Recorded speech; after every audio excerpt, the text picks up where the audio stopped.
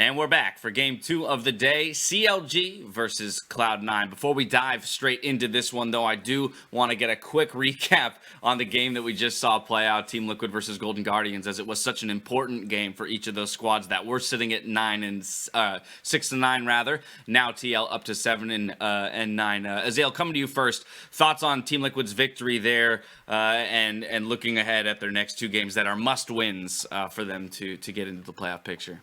Was a little bit slow to close it out, but overall, I thought they were going to win just based off the draft. I think this is the kind of composition that you want to see them play. I think it is the kind of champions individually for the players that you want to see them play. Impact on a scaling weak side champion. Brox and Core JJ on champions that can actually engage and make things happen. And both Jensen and Doublelift have the ability to actually take over team fights and make plays individually. It's not them so reliant on others to make things happen when they're playing Xayah as well as the Zoe. So I really liked it from TL.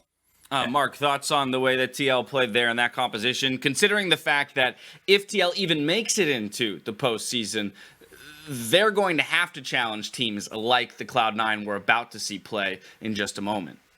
I mean, it was a necessary win, and it was a good win in some sense, to Azael's point about the comp and how they played it and things, and there were a lot less individual mistakes than we've seen recently. It was a little slow. The enemy team did have a good early game comp, but even around objectives towards the end of the game, they were getting poked off a little bit. Jensen had this awkward flash over a wall and some of those things. They really need to clean that up, not just for if they make playoffs, but because they have to beat C9 and FlyQuest still in the next week, and those are some things they can improve on. Let's talk about one of those teams they'll have to beat then in Cloud9 here today up against CLG, the locked into last place currently, but can play spoiler to some other teams. Crumbs, coming to you though, while TL is trying to find a singular identity right now and maybe get that worked into a well-oiled kind of position, Cloud9 is doing the opposite. They've established themselves in their dominance, and as we saw yesterday with the Kalista top, the Syndra bot, the Gragas, and the Yasuo, they're really starting to experiment and see what else they can bring up to a competitive level so that they have more in the playbook for the postseason. Yeah, and that playbook is all about instilling fear in their competition when playoffs come around. How big are their champion pools? How quickly can they dispatch games? And against CLG, obviously it's first place versus last. It's probably going to be a stomp, but we need to see how quickly can Cloud9 just win a game. Can they make minimal mistakes against CLG, or is CLG a team that can actually draw blood from Cloud9? If that happens, then I think they'll be feeling like this is something that should not have happened and that they should continue to just smash so that when playoffs come around, everyone's just trembling at the sight of having to face Cloud9. So more flexibility, but continued dominance is what we want to see out of Cloud9 here in the late stages of this split. Azael, coming back to you though on CLG's point, where should the mindset of the organization be right now in closing the split? They know that they're not making it into the postseason, but with the addition of Pobelter more recently, they have found more success on the back half than the front half of the split. Where would your mind be if you were somewhat in charge of this org and kind of looking towards summer? I think you have to take a look at how you've performed with Pobelter and say, would we have made playoffs if we had Pobelter the entire split, right? And if you can honestly say, yes, I believe that we would actually be a playoff team if we had more time to, gel with Pobelter, to work with him. If CLG believes that, I think that you're pretty happy with your position right now going into summer, having something to build on. If you do not believe that you would be a playoff team with Pobelter having been there the whole time, I think it's time to think about what you want to change for CLG and for the players that are still there to prove that they are worth keeping. Mark, thoughts on CLG and even for the players individually who need to prove their worth here with only 3 games left in the split looking towards summer? I think that's the right way for the players to be thinking about this. You're not just playing, to try and pick up a win and look good. You're kind of on a bit of a tryout, I would think, because the org should be looking to make moves in summer. So every game for the players should feel really important. They should try to put their best foot forward to show that, hey, you should keep me for summer. I am a valuable asset for this team. Well, CLG has already reacted to what Cloud9 showed us yesterday with the Kalista ban hitting the table very early on in that first ban phase. With that, though, the teams are into champion select, so that means it's my cue to hand it back over to Captain Flowers and Jack for the call. Thank you very much, gentlemen. Here we go. Counter Logic Gaming versus Cloud9. The best versus the opposite of that here in the Spring 2020 split. as Cloud9 have already wholeheartedly deserved first place and earned first place and cemented themselves first place in the regular season play. CLG mathematically eliminated from playoffs. I just want to see creativity from both teams here. I think so. I mean, you can see already that Dash pointed out the Kalista ban. You can see the Karthus ban, which is something Wiggily played yesterday. Didn't look good, but I think is still a valuable pick for a lot of teams. And like we say best versus worst, but I actually think if CLG had had Pobelter from the start of the split, they wouldn't be the worst team. I think they'd actually be competing for a playoff spot. So I think Cloud9 has the right mindset in these last 2 weeks, at least after looking at what they did yesterday against 100 Thieves, where they're just going to expand their champion pools, but they're going to keep competing at a very high level, because if they can maintain that level, they got the split in the bag. I think literally everyone, even people with CLG in their nicknames in Twitch chat, would be surprised if CLG pulled off a win against Cloud9 here. The way Cloud9 has been playing and the way CLG has been playing so far this split. Obviously, things have gotten better with Pobelter, but it just seems the entire split, like Cloud9 is on another level. And the way that I've likened it to throughout this whole split, whenever I've talked with people about it, is it feels like watching a main region team play against emerging region teams at an international event. Cloud9 just seems like they understand League of Legends and play League of Legends so much better than the other 9 teams in the LCS that it's not even close. And TSM finally broke that armor. They finally were like, okay, they can bleed. But they're still 14-1, and they are still the scariest team in this league. Totally agree. And a little bit of a switch up in draft here. You can see jungler picked in first rotation. Not a lot of people are doing that. And Blaber continues to have one of the smallest list of champions played in the LCS this split, only at 4 unique champions. It's his 6th Gragas game to go with 7 Lee Sin, 2 Elise, and 1 Pantheon. So Cloud9 has an engine that works when Blaber is on Gragas, and the Irelia being picked up this early, probably empowered a little bit by the Blade of the Ruined King buffs. I think it's going to be a flex pick that follows this Rumble around. So kind of matching a flex soul laner with a flex soul laner. I like it. And as the bans are coming through in the second half here, it's Sejuani and Renekton banned out by C9. They don't want Wiggily to be on that massive frontline meatball of a Sejuani. And CLG, they're targeting things that can keep Aphelios safe, it appears, as Thresh will be banned away. They've already drafted the TK for themselves, so that's effectively eliminated from Cloud9. Let's see what the last one will go to. Are they trying to prevent something like a Braum? Are they trying to prevent other defensive options? Or will they pivot away? No, the Ornn. They want to stop C9 from picking that up. I mean, I think Braum is the pick if you're drafting for an Aphelios. It works well against Varus, which might end up being lethality. We've seen so much lethality Varus this week. When we've seen it, I think it's only been lethality Varus. Or you know, do we get barred? Apparently we just get barred. I like how you're using logic and reasoning to pick out the champion that lines up the situation most properly for both the enemy picks and the ally picks, but instead we get meep noises. barred. We get noises and meeps and chimes. So I think Bard is actually good. Okay. Yeah. Azael talked about this on the dive. He's been spamming a bunch of Guardian Bard. We saw Bard. Omnistone Bard from G2 just this week in the LEC. It has a really high win rate in solo queue. I think it even got nerfed in patch 10.6. So it is actually a good pick. It's not great peel, which is why it's a little strange to see with Aphelios, but I think we should be seeing more Bard. All right. Bard's picked up. The response from CLG, they pick up the Rek'Sai and they pick up the Jayce. You do you, CLG. You do, yeah. So what I'm looking at when I see this, it's actually CLG more poke, right? They started off by picking Rumble, who is an insane team fighter and provides a lot of AoE and just, zone control and all of this. And then they have Rek'Sai and Jayce, which if they fall behind, they're both completely worthless. And Varus is a champion that we're seeing mostly played for poke, so he's not going to be the greatest team fighter either.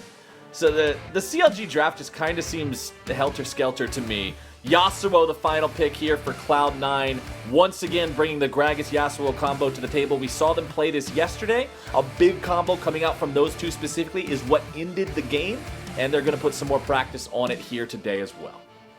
Yeah, the way I look at these comps, Captain Flowers, is it's poke versus hard engage. Jayce, Rumble, Lethality, Varus, very pokey with the Tahm, Kench to try and peel. And then you'll have the solo lanes both being melee for Cloud9. Yeah. It actually looks a lot more like a 2019 summer Cloud9 when Sven Skaren was making his MVP push of just like, let's try and 1-3-1 as much as possible and get flanks.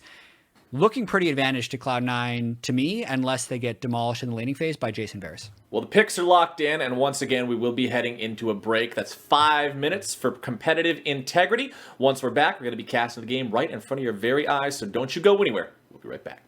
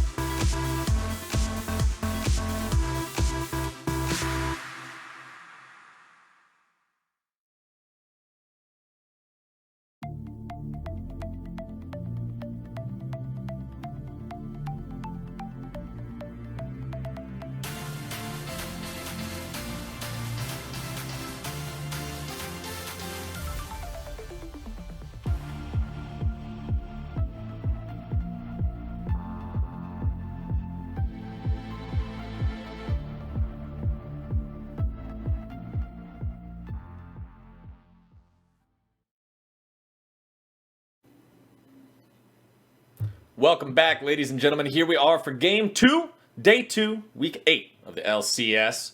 We have had to take a 5-minute break to preserve competitive integrity, but we're about to hop into Summoner's Rift here yet again. It's Cloud9 versus CLG. Both teams have solidified their positions in the end of regular split standings already. CLG mathematically eliminated from playoffs. Cloud9 already clinching that first seed with their impressive 14-1 record. And during the break, Jat and I were having a little discussion, and he said he wanted to talk about this when we got in game. I said I don't like CLG's draft at all. I think NA Jayce has a reputation that speaks for itself. I think Rek'Sai falls off a cliff post 25 minutes. I think this is a 22-minute game. And Jat said that's way too fast. So, well, let's just... Yeah, the shortest game of the split, I cheated. You told me your argument, and I didn't tell you mine. So, okay. Shortest game of the split was CLG versus Team Liquid, 23.5 minutes. The last time these two teams played, it was 26.5 minutes. So I just think 22 minutes is too fast. That's actually the whole bit of my allow argument. me to math your math, my friend.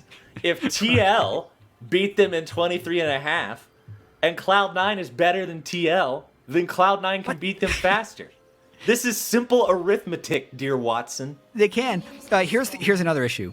I found the origins of the Bard Aphelios. Okay. It was 17 hours ago in solo queue with Vulcan.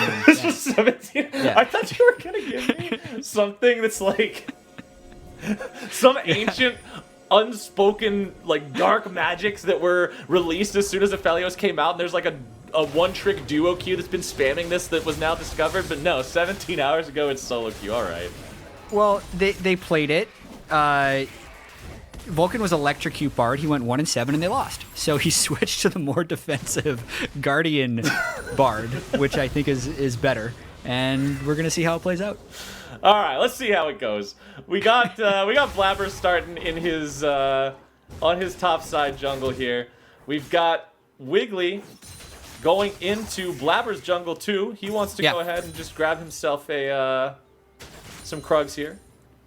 Yeah, it looks like we have a bit of a vertical jungle with the early invade, and Rek'Sai, knowing he has the Jayce ranged advantage at level 1, wants to keep a lot of pressure on this top side. It also means that Zven and Vulcan will be able to push up on bot side, but like the early Rumble and the early Jayce give a ton of pressure with which Wiggily can use to invade.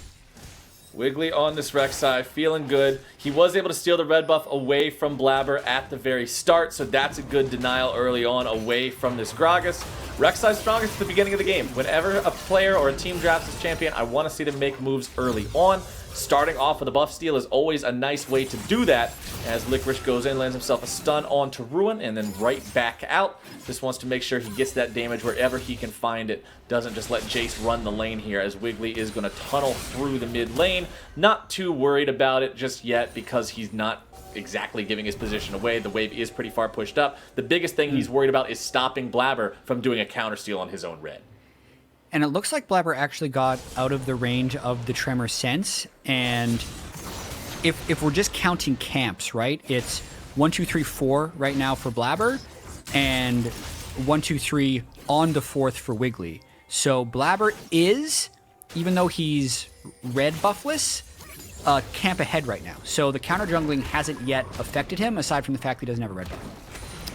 Crabs available as well. Wiggily going for the top side one, Blaber going for the bottom side one. It means that Blaber's not going to be denied a Scuttle Crab by this early pathing. Wiggly's deciding to head right back into the enemy jungle because he wants to grab these chickens on respawn. Doesn't look like he'll stick around to get He them. should have the timer now that he's seen them. He should know that they're up, but the Scuttle seems to be higher priority. I wish he would have actually stuck around to take those Raptors, because now Blaber has something to farm. Smooth farm path wherever he goes next, especially when he bases for his Predator boots. Right, needs to get back, make sure he grabs the boots so that he actually, has a keystone. And you can see that picked up there, along with the amplifying tome. And Wiggily just heads back onto his own side of the jungle. And I think that's interesting when we talk about when a player steals a buff early on and how much it actually helps them. Because if you steal the buff, but then your opponent manages to just clear what's left and get a gank, they're really not behind. Because the extra time it takes you to hoof it over to the other side of the map and then come back with your buff if you're not actually making any plays, the only way that it gets you ahead is if your opponent clears through the rest of his jungle, then doesn't have a gank to make, And so now he just has less overall resources available. That's when you get ahead. Yeah. If he can find an opportunity in between then, it actually doesn't do a lot. Yeah, I still need to do more testing on this, as it looks like Ruin's just trying to shove this into turret. Hopefully we don't miss the first gank of the game, but I've been doing a few jungle paths that are like skipping my buffs on the first route. I don't necessarily know if it would be pro-viable because they're way too good at tracking junglers, but when the small camps have respawns of 120 seconds, which is just so fast, being able to cycle those can actually get you to level 6 before the other jungler who's spending time in between his, I call it cycling, just going back to base and kind of farming camps on respawn. Right. If your second clear is going to be faster after your first base, if you can pick up the second jungle item component. So I've had a few routes that are like, I'll do like Wolves, Raptors, Krugs base. Then I'm level 3, I can buy my second jungle component, get a control ward, and then I'm there for the spawn of Scuttle. I don't have any buffs, so my combat power is lower. Right. But once I do clear my jungle a second time, I'm significantly ahead of the other guy in experience. So that's just kind of an example of why getting 3 buffed doesn't really matter if you're not going to be doing PvP at all anyway. As you can see now, Blaber is 11 CS up and a level on Wiggily. Yeah, that's the thing that I was most curious about in this was the Scuttle Crabs, right? Because without the buffs, you do lose the power to contest for those. So if the guy shows up at the same crab that you're at, you lose it. Now, granted, in solo queue, most of the time, everybody paths from bottom side to top side because bot side's more willing to leash you. So if you just go for the bottom side crab 4 out of 5 times, you're going to be fine anyway just by flipping that coin that way. But Cloud9 are now going to grab themselves an Infernal Drake. They'll pick up this nice early objective. Nobody's going for any kills just yet, so this will be the first thing really on the board to separate the teams here. And that's secured by Conquest. I actually think you could try this on Skarner Flowers. So, like, let's say you're red side. We used to do this. If you we had this if you conversation. just did Wolves, Raptors, Krugs, and then base, you can take bottom Scuttle, and it's fine. Back in Season 6, when I was best starter in A, the path that I would do, I would start every game off by saying, I will be level 6 at 602 with red buff, flash, and ulti. If you ask me to gank before then, I am muting you. And I would clear through my whole jungle. Not Blaber. Blaber's gonna be jumped on though. Buffs or not, the man's in trouble. Smoothie's coming around. He's got the lick. He's got the stick. Can they get the kick? Yes, they will. The first blood over to Pobelter. I knew we were going to get tangent in jungle and miss first blood, so I apologize for those viewers. Basically, what happened is CLG did the repeat on Blaber's red buff, which did catch him a little unawares, and honestly, these solo lanes by C9 have a really hard time establishing push, like Licorice against the Jayce and even the Yasuo against the Rumble, so it's really dangerous for Blaber to go up here. You can see he's clearing vision. They have the Tremor Sense. Pobelter just waits, and it is pretty well executed, right? They get the flash knockup. It doesn't matter that he's able to flash away because Smoothie's also made a roam, and they pick up that first blood. Good start for CLG. CLG getting the first blood on Cloud9, getting themselves an over 1,000 gold lead. But the strategy you were talking about, by the way, before the first blood broke out, that's what I used to do in Season 6. It works less effectively if you're up against somebody that's going to invade you, like a Lee Sin or an Udyr, but you clear the entire jungle, no buffs, then come back, clear the entire jungle with buffs again. You would have level 6 with flash, ult, and red buff as Skarner at 6 minutes and 2 seconds. You flash ult the mid laner when he's still level 5, he dies, he gets mad at his own jungler, and then you take the Drake and you win. It's the freest League of Legends you could ever play. And then they nerfed it and you couldn't do it anymore, and I was so sad in Season 7. Blaber's making a play on the bottom side though. He knocks Stixxay back. Follow-up damage coming through, and Stixxay is just exploded. Nothing Smoothie can do to save him. The lane bullying of Vulcan and Zven has actually been kind of out of control this game. Look how they've accrued an already 20 CS advantage. They burned the Devour with the Bard ultimate just to set up Blaber coming in with his Predator boots. That was really smooth by C9 to pick up that kill. C9, not one to be asleep at the wheel, making sure that CLG aren't the only team on the board here. Catching up there and making it so now Pobelter once again has to come back and answer the mid lane as Nisqy pushes that out. He'll rotate up into this topside river to make sure Blaber doesn't get collapsed upon as they take the Rift here. Just like that, C9, normal first Drake control, normal first Herald control. Dicey 1v1 though. Here we go. Licorice takes them down. There you go. When Jayce is not winning lane, it's a bad sign, man. This is what I'm talking about with Jayce. This is Jayce. Yep. I I felt like Ruin was going to be able to win this 1v1. He's such a high elo solo queue player. I think he's currently at rank 6, has been rank 1 throughout the year, knows the lane dominant style, knows how to snowball these games, but in this case just gets all in by Licorice, burns his flash, and dies. That's just the worst case scenario in terms of keeping together an early game snowball into a poke. Ruin behind on the Jayce now, with his opponent also rushing the Blade of the Ruin King. Like, the Blade of the Ruin King buffs, we've seen so many more champions building this item now. And it's especially effective in matchups like this one because of the fact that it gives you that extra chase potential, that extra sticking potential on a target that normally wants to kite you out. So with Licorice rushing this item, it's going to make it very difficult for Ruin to keep him at range. Yeah, and just so you know why we're paused, there is a problem in the future that we are just pausing to resolve. It looks like they're getting ready checks very soon, so we should be able to get out of here quickly. And I'm pulling up something about Jayce Flowers because I believe he has recently been changed to be just a little bit more of a scaler, so his early game isn't quite as oppressive. In 10-4, the base damage of his melee Q did go up with level, and in 10-1, the base damage of his Shock Blast went from 55 to 305 to 55 to 330. Remember, that's a 6-point ability, so it goes until level 11. So it still is something that is disastrous to die on, but I do think Jayce's scaling is improved. So it's not quite as dominant early into useless late as it used to be, and it's a little bit smoother. Still a big play by Licorice, and luckily we're back into the game. Back into the game now as Licorice, I already commented, he's going for the Blade of the Ruin King. You can see the pieces of the lethality items being constructed there by Ruin. I'm assuming it's going to be a Ghost Blade, providing extra movement speed for him will be critical in trying to outplay those Blade of the Ruin King maneuvers that will come out from Licorice. Also worth one thing that I want to point out here that I didn't mention earlier. Cloud9 are running 2 exhausts on their composition.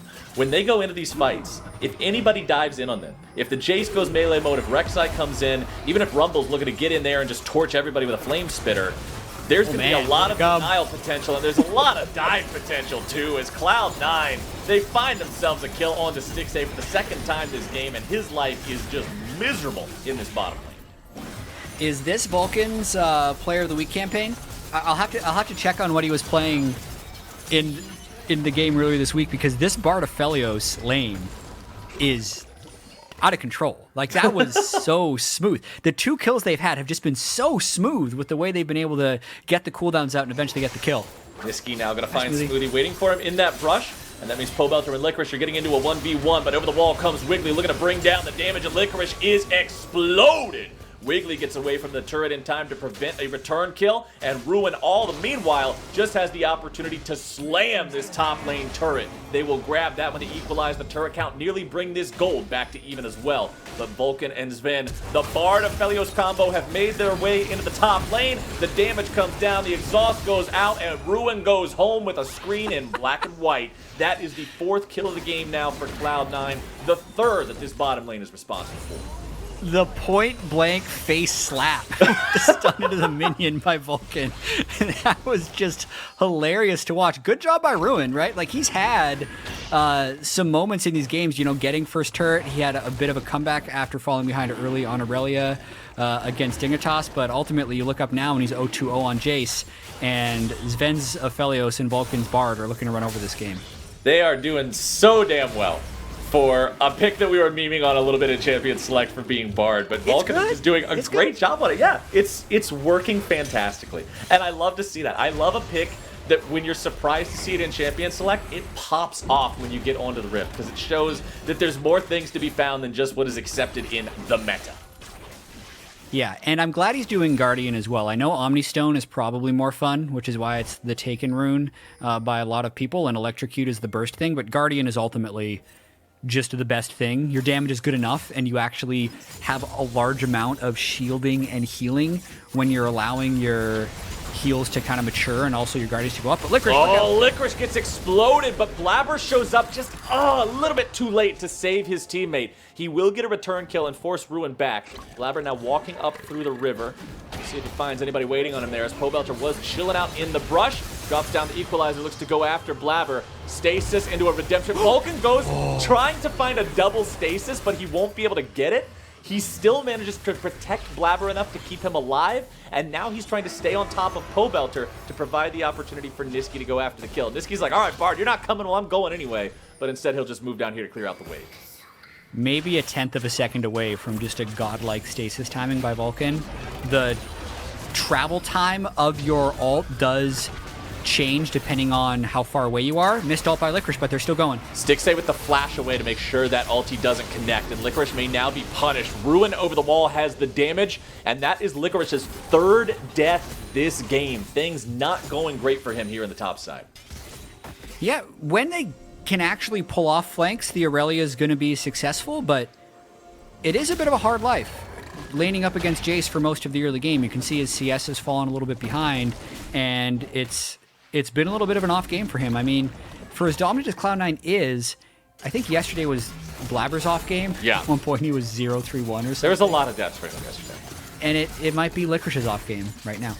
I mean, better to get him out of your system now than when playoffs start up, but we'll see if he can clean it up here a little bit. Still working towards that Blade of the Ruined King. Has the Ninja Tabby in inventory. Very effective item against a Jayce Rek'Sai combo, as the two champions are going to be dealing with the most coming after you. Looking at the rest of the Cloud9 score lines, you've still got 2-0-1, the best score line for Zven here on the Aphelios. Has the Essence Reaver completed, working on that second item next. Across the board, Stixxay does have Yumu's Ghostblade plus the second Serrated Dirk in inventory, but he is lagging a bit behind in CS, and of course doesn't have the same kill money that his opponent possesses either. Next Drake is coming up in a little bit over 2 minutes. Cloud9 have secured the first 2 for themselves. And remember, it's Cloud Drake, which I think is or Cloud Soul, I should say, which I think is the one that has the most variance between champions for how much you should get out of it. And Aphelios can get some good use out of it. Bard can get, honestly, everybody on the Cloud9 squad can get some good use out of it. You don't have any champions that are going to be rooting themselves as they all. Yeah, if CLG gets control of the game back and they're able to get it on Rumble, it's actually pretty devastating to Equalizer and then zoom to finish up burning people. High-speed flamethrower. It is interesting here, though, that CLG actually wrestled control of Rift Herald. It's really rare that C9 gives over any objectives, but the trade was actually to give Licorice a bunch of free farm on the bottom side, which for them, since he's one of their core initiators, probably worth it, as long as they're able to step up and contest the Rift Herald usage of CLG. Yeah.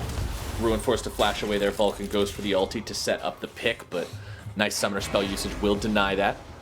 And the point about Licorice is interesting too, because when we're talking about the new age builds with Blade of the Ruined King, remember they make you strong in a duel, because lifesteal is very effective at combating damage over time.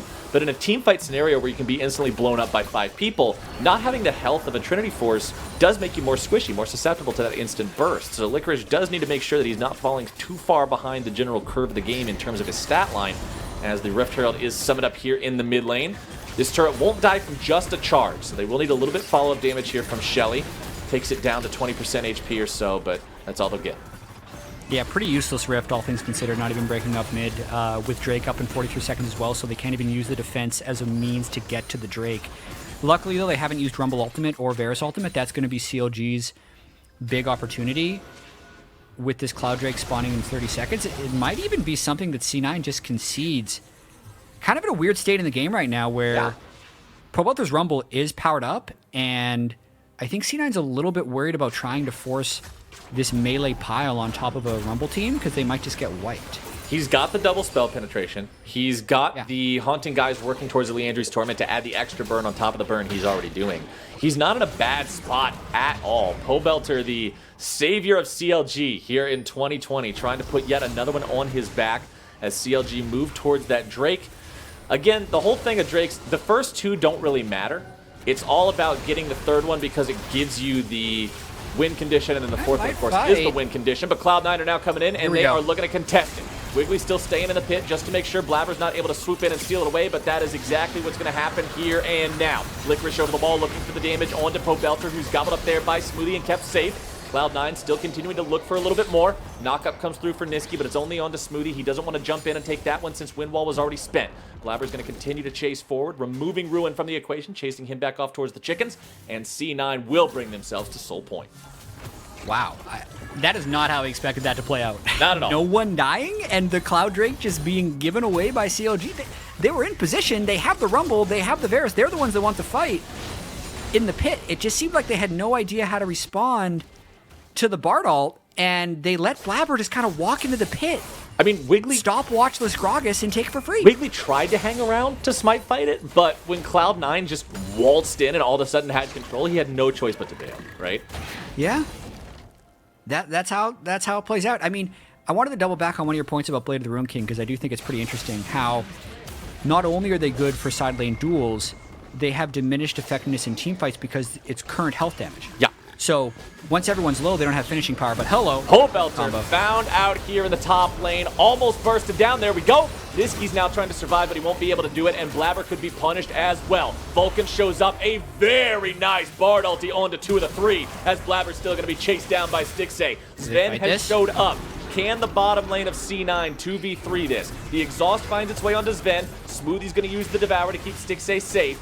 Piercing arrow gets shot off, and Zven and Vulcan fall back. It's a 1-for-2. Cloud9 lose out on that trade. Yeah, the Tahm Kench was really timely there from CLG, and it's kind of looking like the Cloud Soul is going to be a necessary part of C9's win condition here. How's that 22-minute win? Look at Captain Flower. All right, yeah. Yuck it up. Your results-based analysis is not welcome here. Yes, I have much practice in this art.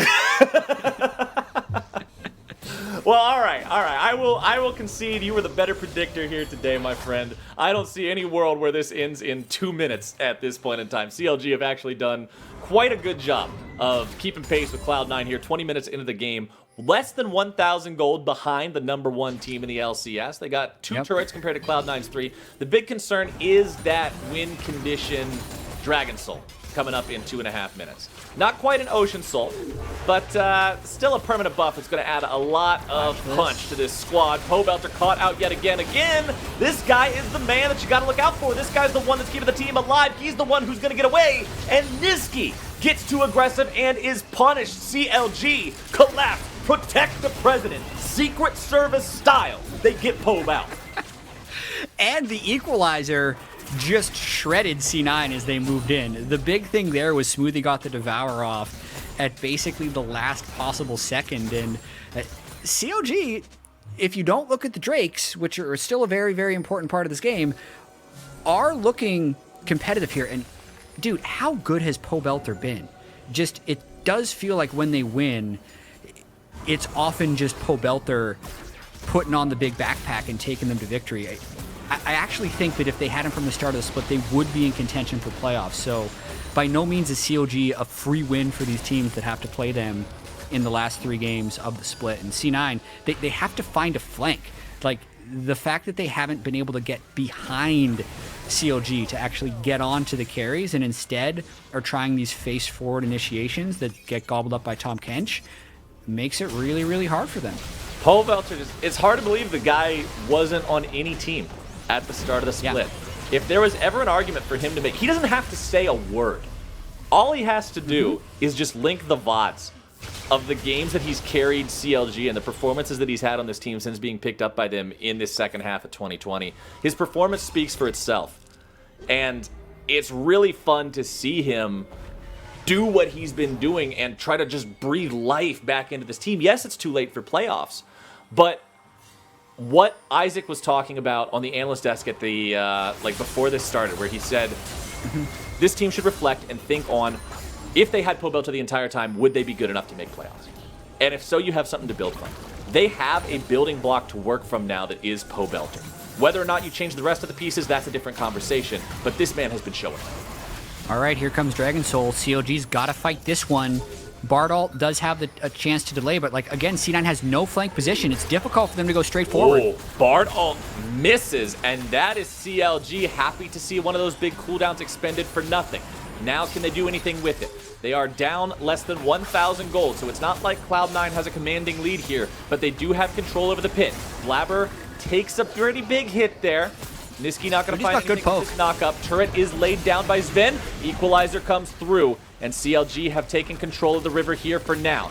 Cloud9 waiting on the equalizer to disappear. That's a huge team fight mechanism down, but it's Cloud9 health bars that are more damaged as it's going to be taken by Wiggily and CLG. Cloud9 now on the retreat, health bars taken low. Pobelter down to about 1/3, but Blaber may be caught. The damage won't be enough to find him, but good lord, man, CLG are not going down without a fight. Clutch smite by Wiggily, and C9 all taking that magical journey prevents the wipe that could have happened afterwards because the stopwatched Q from Pobelter's Rumble just did a bunch of damage. CLG, I thought maybe would try to turn for Baron after that, but in the meantime, you're seeing that if C9 doesn't get the right initiation, these fights are going to be real tough. Wiggily is the same level as Licorice's Irelia. He's going for the fight here. He goes for the execution. He will lose the 1v1, but Ruin has showed up to clean this one up. Mop and bucket at the ready. He's stunned, but Stixxay is there as well. Hey, if one person can't do it, bring two. If two men can't do it, by God, bring three of them. Yeah. Nice attempt at the heroics by Licorice. Picking up the side lane kill, and now since they sent so many down, Smoothie's just trying to get vision control. Smoothie walks up way too close to a brush that he might not have wanted to be near, but instead it's Zven who is shut down. Pobelter's artillery rings true as Nisqy swoops in. The knockup allows him to establish the last breath into the back lines of CLG. He'll throw Pobelter up into the air and slam him right back down into the ground. A triple kill for the Cloud9 mid laner as Ruin brings out the hammer. He brings down the slammer, and he's got the double onto Blaber. This just turned into a game, Captain Flowers. Woo! We got something going on. Ruin is like at 2 health at the very end of that fight.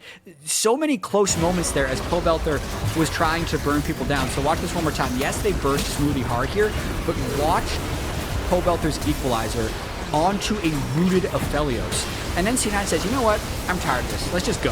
Let's just all press the go button. And Nisqy's the one who flies in. The wind wall completely cuts off so much of the damage from Stixxay for most of this fight.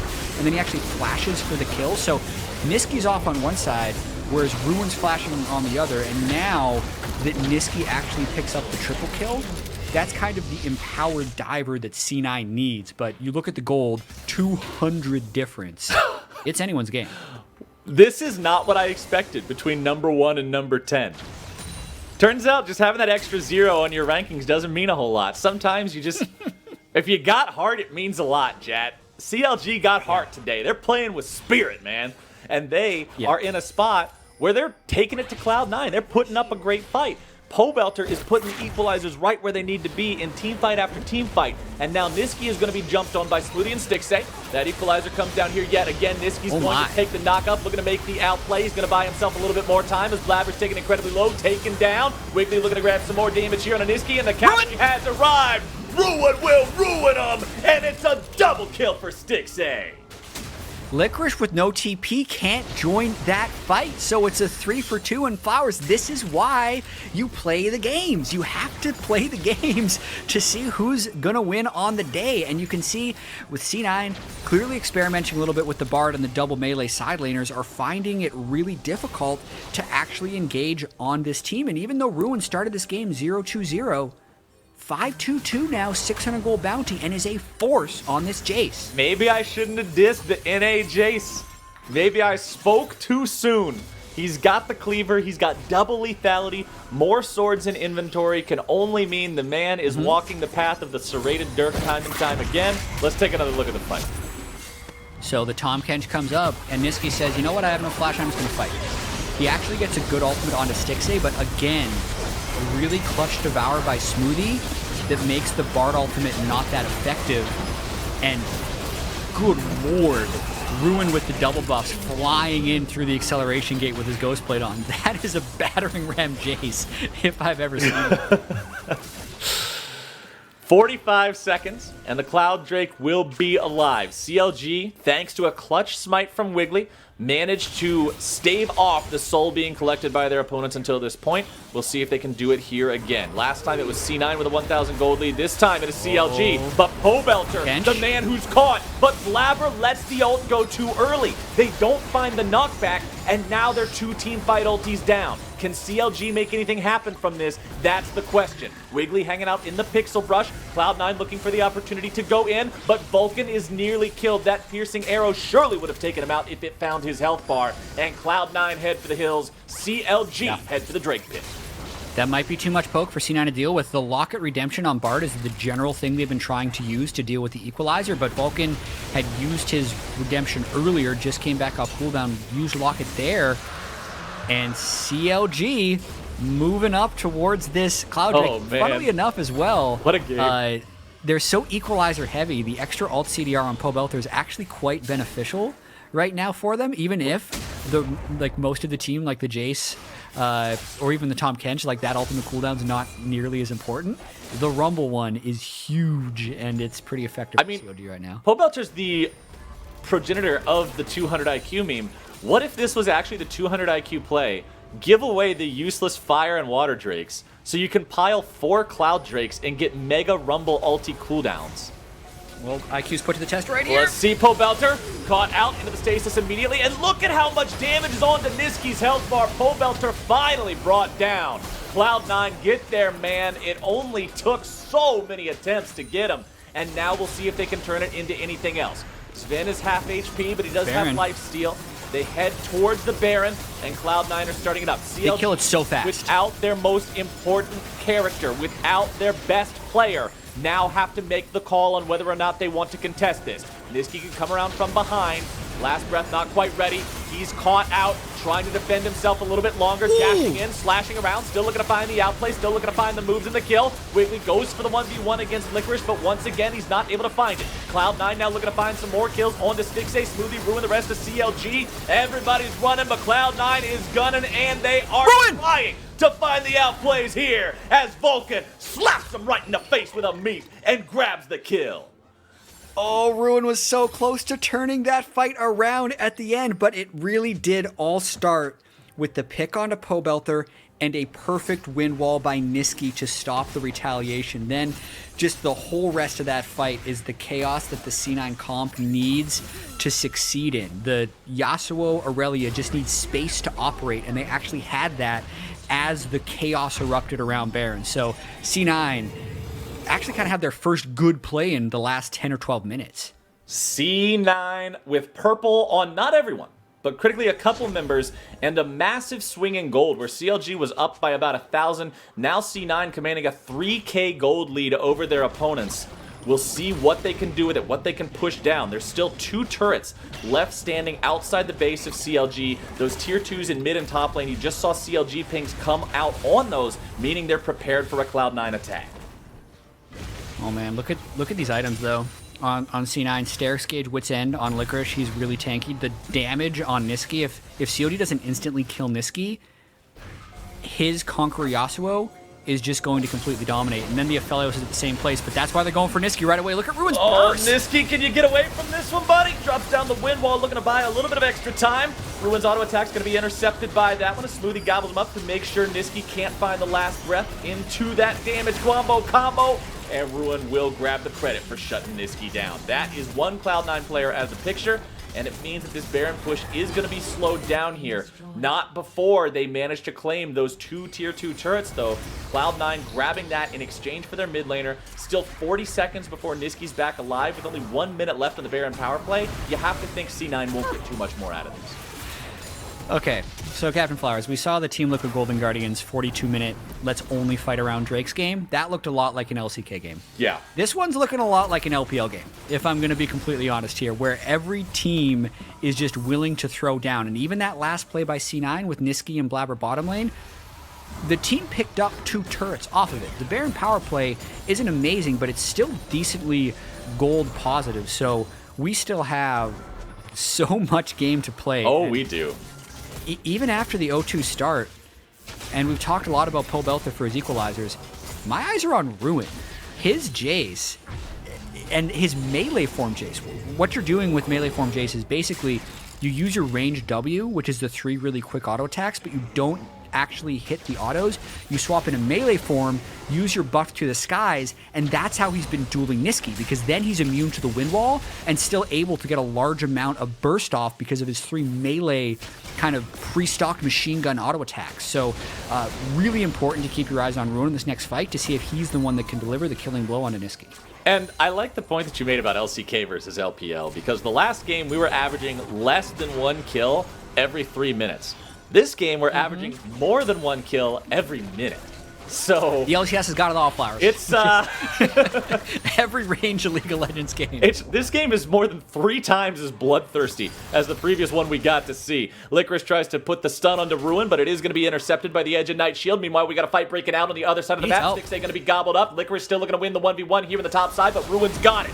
Now the 4v4 is all that's left to see as Cloud9 will shred to the members of CLG. Zven's got that flamethrower and he just burns them all to a crisp. A triple kill for the AD carry from Cloud9. And Ruin, the only man who won his fight. Flowers, I think that's game. I think the death timers are long enough. They just destroyed them. I told everyone to focus on Ruin. That's what I was focusing on. And out of nowhere, I think Zven just flamethrowered Hurricane them to death. Ruin can't stop this. Ruin, he'll try. I mean, he's got a Guardian Angel. He got a couple of stasises out. I don't know if those were BM stasises or real stasises, but either way, Cloud9, they won themselves a team fight in the blink of an eye. You snap your fingers, and half the players on the map disappear. Cloud9 add another win to their column. 34 minutes, 40 kills, same result. That's really you only got to kill the Nexus for it to count. I mean, all things considered, I think CLG put up a really admirable fight. That last fight, the 4v4 in the mid lane, ended up just being disastrous, but they should be able to be pretty proud. And I think for C9, I do want to see a little bit better from them. Yes, they were 2-0 against 100 Thieves in CLG this week, but I mean, you were calling 22 minutes. I said that was too fast because I was going to say 25. 34 minutes feels a little long, and they had a lot of, discordance in the way that they were initiating these fights. So I'm glad they gave us the fun game, but I still want to see C9 come back to being clean like they were at the start of the split. It was fun to see. CLG fought valiantly, but it was not enough to take down our #1 team. We're going to step away now here once again to set up game 3. But once we're back, you're going to see Immortals take on TSM. Don't you miss it. We'll be right back. When you're chasing greatness, just remember, it's not about what you say. It's about what you do.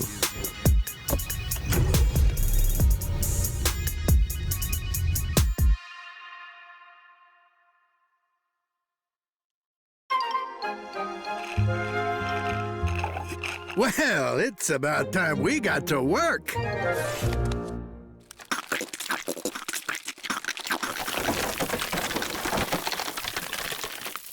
There we go. Red Bull gives you wings. The new Red Bull Zero and Red Bull Sugar Free. Full of wings, free of sugar.